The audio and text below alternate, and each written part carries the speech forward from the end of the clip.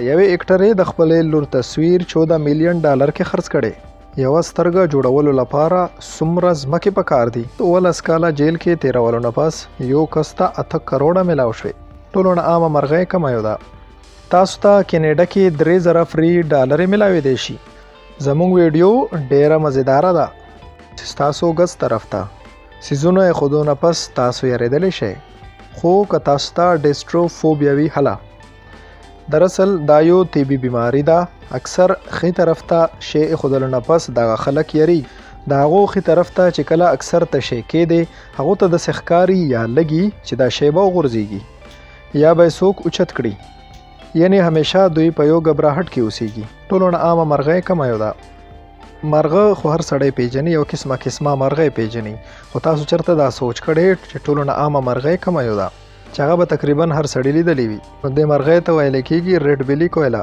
دا مرغه به تاسو هم ضرور لیدلی. د ویډیو کې تاسو د دې تصویران کتلی شئ. وګورئ دا څومره زبردست دی. یوه سترګه جوړولو لپاره څومره ځمکې پکار دي. تاسو کتلی شئ چې یوې سترګې دننه څومره ځمکې راتلی شي. حقیقت خو دا دی چې د سترګې مقابله کې ځمکه د یو چاولو دانې نه هم ورکوټې ده. سترګې کې دننه 1.3 میلیون ځمکې راتلی شي. دا وګورئ د ملیریا اشتهار لکه څنګه چې کرونا پیلاو شوې وه دغه رنګ سموده کې یا 100 کاله وړاندې ملیریا پیلاو شوې وه. دوسری جنګ عظیم په وخت ته د ملیریا باره کې ښودلو لپاره دغه رنګې اشتهار چلیدو چې تاسو ویکسین ولګوئ. یعنی چې تاسو ویکسین نه لګوئ لکه بره چې څنګه کنګال لګېدلی دی دغه شانتې تاسو هم کنګال کېدلی شئ. 12 کاله جیل کې تیرولو نه پس یو کس ته 8 کروڑه ملاو شوې. دراصل د ده په رنګې ښکارېدونکي یو تن جرم کړی خو پولیس په غلطۍ کې دغه تن ونیو. دواړه بالکل یو رنګ ښکارېدل او دغه کس ته 19 کاله جیلو شو، خو اصل کې دغه سړي څه جرم نه و کړی. خو چې کله اصلي جرم کوونکی ونیولی شو نو دا د جیل نه را بهر کړی شو او د غلطۍ دپاره 1.1 میلیون ډالر ورکړی شو. تاسو ته کینیډا کې 3000 فری ډالرې ملاوېدی شي ځکه چې دلته څوک د 500 ډالرو غلا وکړي نو په هغه باندې صرف 2000 روپۍ جرمانه لګي. یعنی د دې مطابق تاسو ته 3000 ډالر افریقي ملاوېدی شي. تاسو په مذاق هم نه پوهیږئ. مذاق مې کوو، اصل کې 5000 به هغه جمع کوي او 2000 نوره. یوې اکټرې د خپلې لور تصویر 14 میلیون ډالر کې خرڅ کړي، یعنی په 110 کروڑه روپۍ. دغه اکټره ده انجلینا جولی. د دې چې کله اولنۍ لور پیدا شوه نو د هغې تصویر 4.3 میلیون ډالر باندې خرڅ کو او بیا د دې 2 ماشومان یو ځای پیدا شو. دغه تصویر د په 14 میلیون ډالره کې خرڅ کو او دغه ټولې پیسې د په خیرات کې ورکړې وې. دا د دنیا ټولو نه مهنګې ترین ماشومانو تصویرانو کې حسابېږي. یوساین بولټ چې کله 100 میټر یو رننګ ایونټ کې و هغه د خپل بوټانو تسمې نه وې تړلې او دغه رننګ یې پوره کړی و. تاسو په دې تصویر کې کتلی شئ چې څنګه د هغه بوټانو تسمې کولاو دي. د دې نه پس هم هغه یو داسې ریکارډ جوړ کو کوم چې تر اوسه پورې نه دی مات شوی.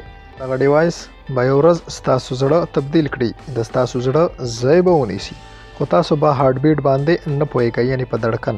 په دې ډیوایس کې هارت بیټ یعنی دړکن نه علاوه ډیر زیات میکانیکل فنکشن به تاسو ته ملاو شي او دا د زړه څومره فنکشنونه چې دي نظامونه دا ټول تبدیل کولی شي. د ایټلی نیپلز کې ګسی په نومې یو ځای دی کوم چې ډیر زیات ښایسته دی. د دغه ځای ریلنګ باندې داسې قسمه ډاټس جوړ شوي. دا اصل کې بل شی نه دی بلکې دا بریل ژبه ده. دا د دې دپاره جوړه کړې شوې ده چې هلته کې ړانده خلک راشي نو هغه هم د دې نظارې خوند واخلي. ړانده لیدی خو نشي خو بریل ټچ کولو نه پس پړه وهلی شي چې دغه ځای څومره ښایسته دی او سوچ کولی شي چې دا څومره مزیداره نظاره ده. د سکول څه د کمال ټپسونه کوم چې تاسو ته هم استعمالول پکار دي.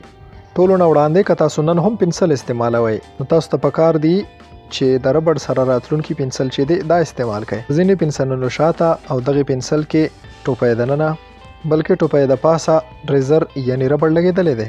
نو تاسو ته هسې هم پکار دي چې پنسل مهنګه واخلئ، هغه دومره هم ګران نه وي، خو دا پنسل به ستاسو وخت ضرور بچ کوي. خو دې دپاره د میتس یعنی د ریاضۍ لیکچر اخیستو دپاره تاسو ته پکار دي چې په مخکې سیټونو کښېنئ او په نورو لیکچرو کې تاسو شاته کښېناستی شئ.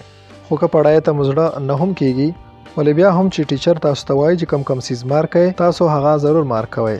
د دې دپاره چې تاسو که پام نه هم ورته کوئ د دې بغیر هم تاسو دغه سیزونه نوٹ کولی شئ کوم چې امتحان کې تاسو په کار راتلی شي.